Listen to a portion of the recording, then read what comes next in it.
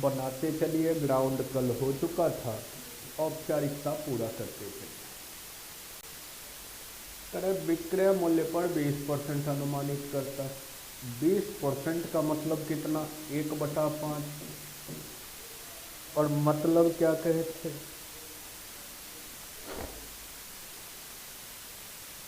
मतलब कहे थे कि अगर अब विक्रय पे अनुमानित किया तो अगर विक्रय 5 है और तब इसको हुआ है घाटा 1 का, तो बस देखिए कि विक्रय अगर 5 है तो लॉस हुआ है 1 का। इसका मतलब खरीदा कितने में, तो 5 में बेचा, 1 घाटा हो रहा है, तो खरीदा है 100 में, लाभ नहीं है, घाटा है। अब पूछा है हानि प्रतिशत, तो रियल परसेंटेज, तो लॉस 1 बटा लागत 100 गुना 100, 50/3, 16.2/3 प्रतिशत लिख दीजिए जहाँ भी उपलब्ध हो। 50/3 ही है तो रहने दीजिए, और भिन्न में होता तो 16। विक्रय मूल्य पर परिकलन करने पर लाभ की प्रतिशतता 20 है। अब लाभ, अब 20%, 20% का मतलब कितना, 1/5। कैलकुलेट किस पे किया है, विक्रय मूल्य पे, तो विक्रय मूल्य पर 1/5, तो विक्रय मूल्य 5 है तो प्रॉफिट 1 है। इसका मतलब खरीदा कितने में, 4 में। अब लाभ प्रतिशत निकालना है, तो लाभ 1 बटा लागत 4 गुना 100, 1/4 गुना 100 तो 25%। तो इसका लाभ कितना हुआ, तो 25%। लिखिए, निकलिए। क्रय मूल्य का कितना प्रतिशत, अब विक्रय मूल्य पर 16.2/3% के बराबर है। तो विक्रय पर दिया हुआ है, विक्रय मूल्य पर 16.2/3%, भिन्न में बदलते तो कितना, 50/300, 1/100। विक्रय मूल्य पर दिया है, इसका मतलब हुआ कि विक्रय मूल्य अगर 6 है तब लाभ 1 का है तो प्रॉफिट 1 का है। अब अगर खरीद की बात की जाए तो 6 में बेचा, 1 लाख, तो खरीद कितना, 5। अब परसेंटेज निकालना है, तो लाभ 1 बटा लागत 5 और प्रतिशत से गुना 100, टोटल 1%।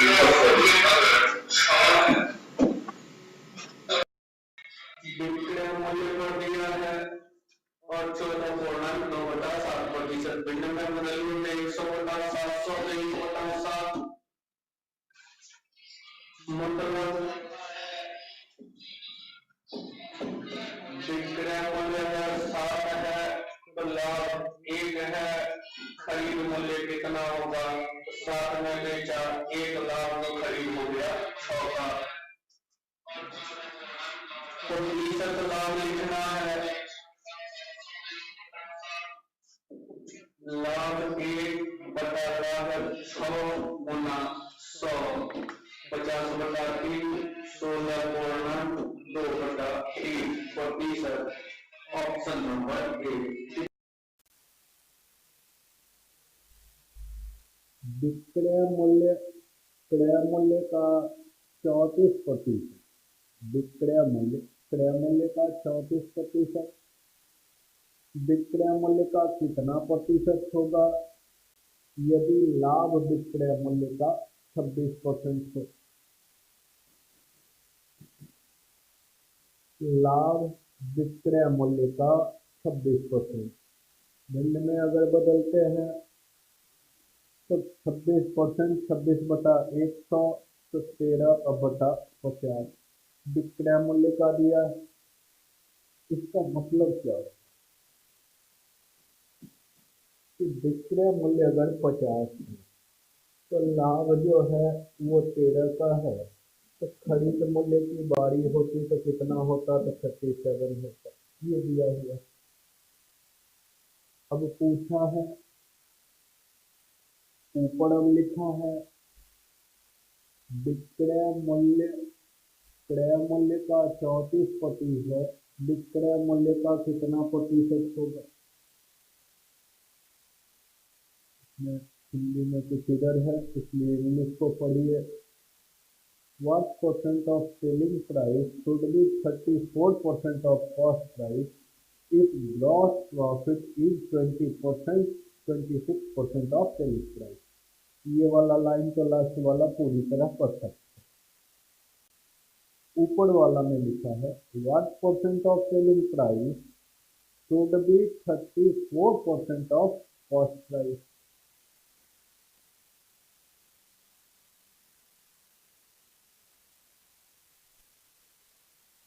कहीं ना कहीं हिंदी में कुछ न कुछ आपका परेशानी है, इंग्लिश वाला पूरी तरह से सही है, तो इंग्लिश को थोड़ा सुधार कर लीजिएगा। हिंदी को What percent of selling price would be 34% of cost price? SP का कितना परसेंट सीपी का 34% के बराबर होगा? तो सीपी का 34, एसपी का कितना? एसपी है 50, 50 का कितना परसेंट?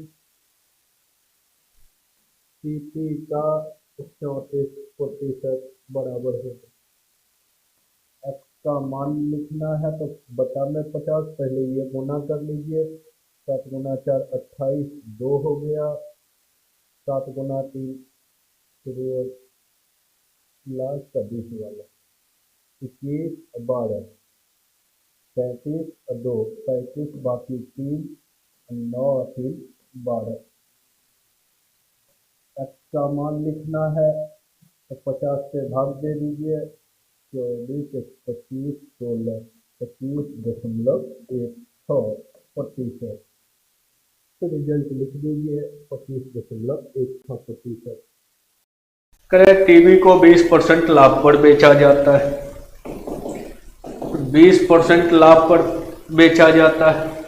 20% लाभ पर बेचा गया। 20% का मतलब कितना? 1/5।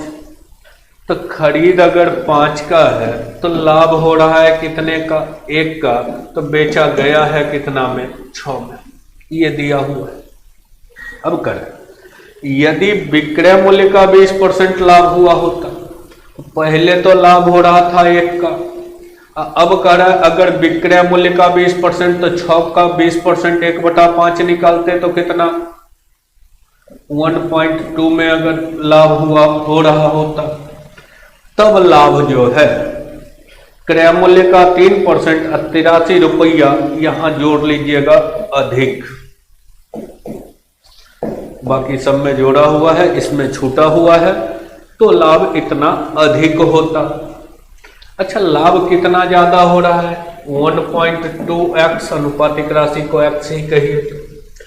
ये लाभ कह रहा है कि कितना अधिक होता? तो अधिक नहीं, 1 में 1 और 1.2 का डिफर 0.2, इतना अधिक होता। जो कि लाभ है क्रय मूल्य का 3% प्लस 83, तक क्रय मूल्य कितना है? 5 का 3% तो 0.15x प्लस 83। डेसिमल इधर इसको घटा देते तो 0.05x बराबर 83। पूछा गया है क्रय मूल्य। क्रय मूल्य मतलब 5x पूछा गया है, तो 5x बराबर, दशमलव के बदला 2 जीरो आ जाता तो 5x बराबर 8300। यही रिजल्ट हो जाता। 25% का मतलब कितना हुआ? 1/4 लाभ पे बेचता है। तो इसका मतलब है कि खरीदा है अगर 4 में तो लाभ हो रहा है 1 का, अब बेच रहा है कितना में? तो 5 में। अब कह रहा है विक्रय मूल्य का 25% लाभ हुआ होता। अच्छा, विक्रय पहले तो लाभ 1 है, अब कह रहा है विक्रय मूल्य का 25%, तो 25 गुना 5 125, 1.25 लाभ हुआ होता। तब कह रहा है तो उसे क्रय मूल्य का 5% प्लस 80 ज्यादा मिलता। इसमें खुद ज्यादा लिखा हुआ है। अच्छा देखिए, ज्यादा कितना मिल रहा है? 0.25x ज्यादा मिल रहा है। इस ज्यादा को क्या कह रहा है? क्रय मूल्य का 5%, तो क्रय मूल्य 4 है, 4 का 5% 0.2x अब +80, 0.2 घटाइए, 0.05x बराबर 80, दशमलव के बदला 2 जीरो, 5 से भाग तो 1600 x का मान। क्रय मूल्य पूछा है मतलब 4x, तो 4x बराबर कितना, तो 6400। रिजल्ट हो जाएगा ऑप्शन नंबर डी। तो डी ठीक लग सकते हैं। 25% मतलब 1/4 लाभ पे। फिर लिखिए वही, खरीद अगर 4 है तो लाभ 1 है, बेचेगा 5 में, तो शुरुआती लाभ कितने का, 1 का। अब कह रहा है विक्रय मूल्य का 25% लाभ पर बेचा होता, तो इसका 25% निकालते हैं, 25 गुना 5 125, 1.25 का लाभ अगर होता तब कितना ज्यादा मिलता, तो ज्यादा कितना मिल रहा है, 0.25x ज्यादा। जो ज्यादा क्या है, तो क्रय मूल्य का 6% प्लस 119 अधिक, तो क्रय मूल्य 4 का 6% तो 0.24x अब प्लस 119, ये इधर घटेगा तो 0.01x बराबर 119, x का मान 11900 दशमलव के बदला 2 जीरो। क्रय मूल्य पूछा है तो क्रय मूल्य मतलब कितना, 4x, 4 7600, 4 7600, ऑप्शन नंबर सी टिक लगाई। करे ए और बी प्रत्येक का विक्रय मूल्य 1800 है, ए भी 1800 में बेच रहा है, अब बी भी 1800, जबकि बी अपना लाभ क्रय मूल्य पर ए विक्रय मूल्य पर निकालता है और दोनों 10% लाभ का दावा करता है। 10% लाभ का दावा करता है तो 1/10 लाभ का दावा करता है। अब ए देखिए,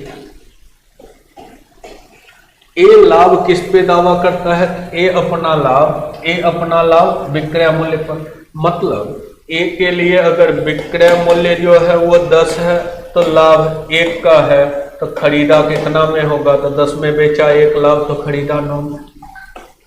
अब बी अपना लाभ किस पे, क्रय मूल्य पर निकालता है, मतलब उसके लिए क्रय मूल्य 10 है तब लाभ 1 है, तो इसका मतलब 10 में खरीदा 1 लाभ पर बेचा, तो बेचा कितना में, 11 में।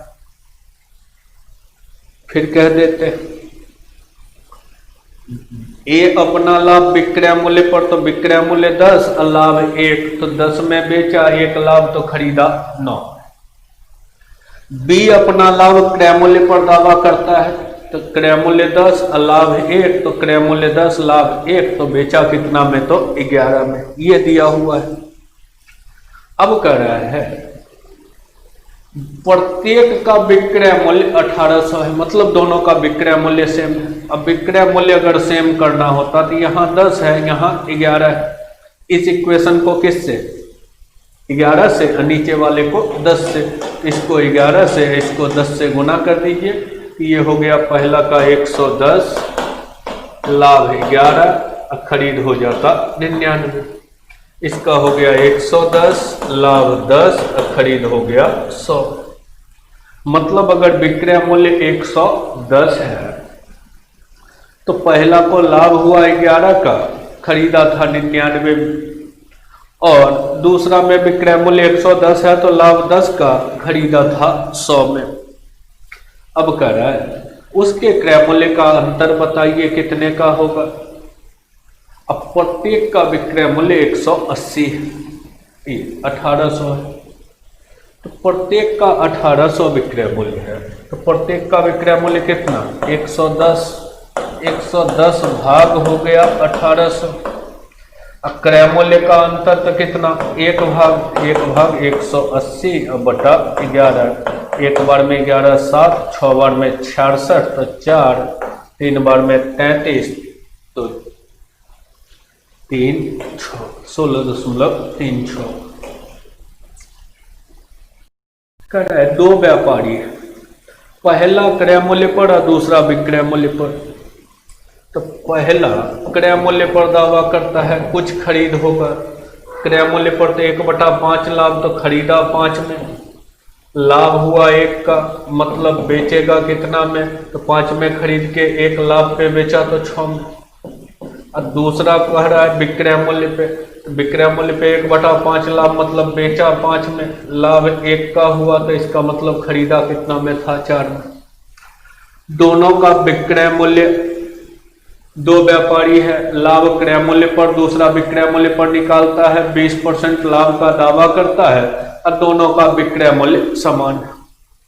अब सेम किसको करना है, विक्रय मूल्य को, इसका 6 है, इसका 5 है, तो इसको 5 से या इसको 6 से गुना कर दीजिए, तो 5 से गुना कर देते, यही लिख देते, 5 से गुना करते तो 25, 5, 30, और 6 से गुना करते तो 24 में खरीदा, 6 का लाभ, 30 में बेचा, विक्रय मूल्य सेम हो गया। अब करें दोनों लाभ का अंतर 85, तो विक्रय मूल्य ज्ञात करें। तो दोनों लाभ का अंतर, एक में 5 लाभ और एक में 6 लाभ, दोनों लाभ का अंतर कितना हुआ, 1 भाग बराबर 85 है। पूछा है विक्रय मूल्य, तो विक्रय मूल्य मतलब कितना, 30, तो 30 भाग कितना, 15, 24 1 25, 2550, आंसर बन जाएगा 2550। प्रत्येक इतना प्रतिशत लाभ का दावा करता है।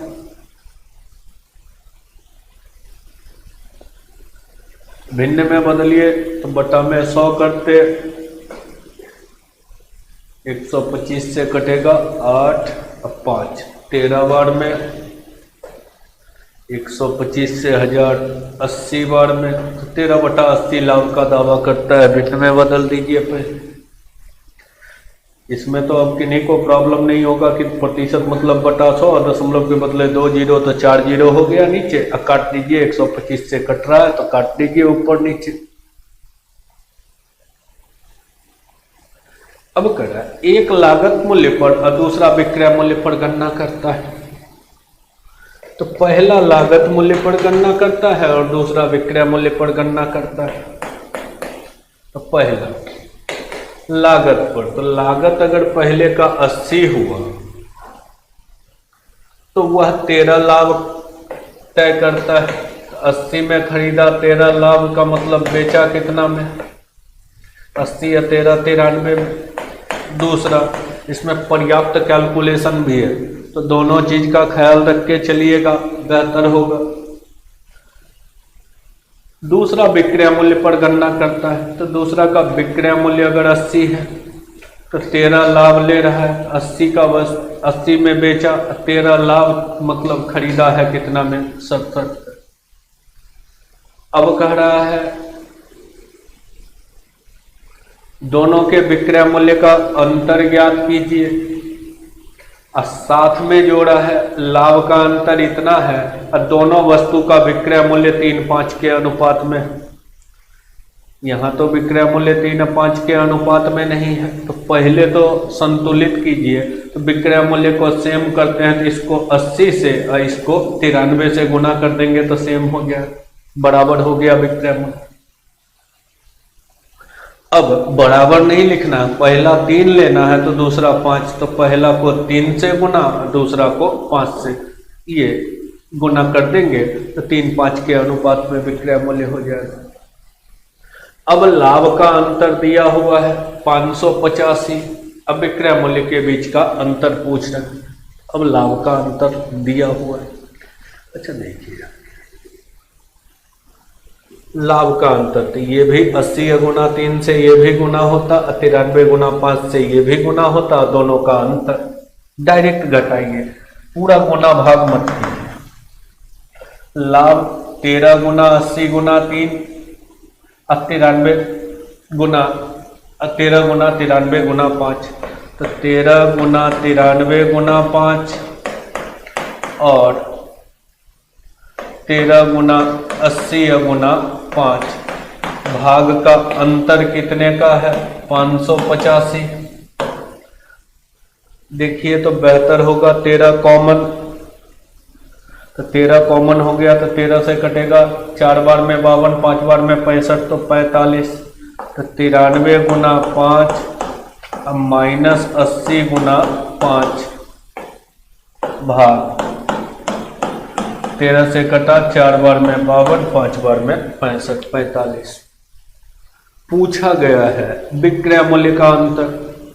अच्छा, विक्रय मूल्य का अंतर लिखना होता, ये गुणनफल का अंतर लिखना होता।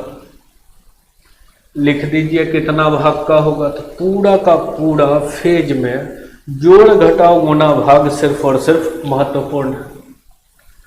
अब इसका अंतर लिखना, इस दोनों भाग के गुणनफल का अंतर,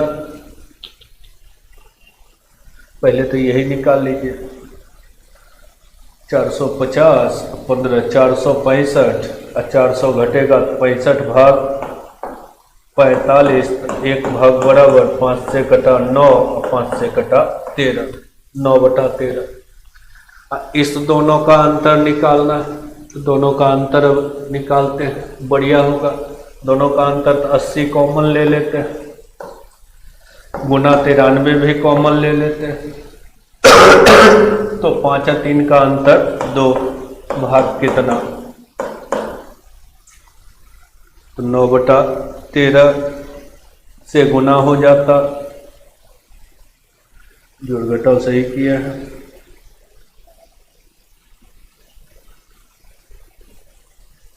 अच्छा, यहाँ 93 गुना 5, ये है 80 गुना 3 ही होता, गुना 3 ही। 240, ये हो गया 450, 465, 465 में 240 घटेगा, 225 भाग बराबर हो गया 45,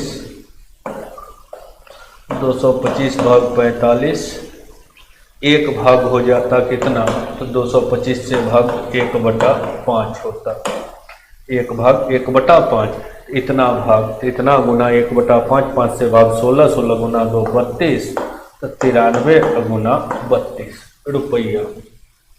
गुना कर दीजिए तो 3 गुना 2 हो गया 6, ये हो गया 9, 18, 27, 7 बाकी 2, 27 2 29, 2976 रुपया, ऑप्शन नंबर 1।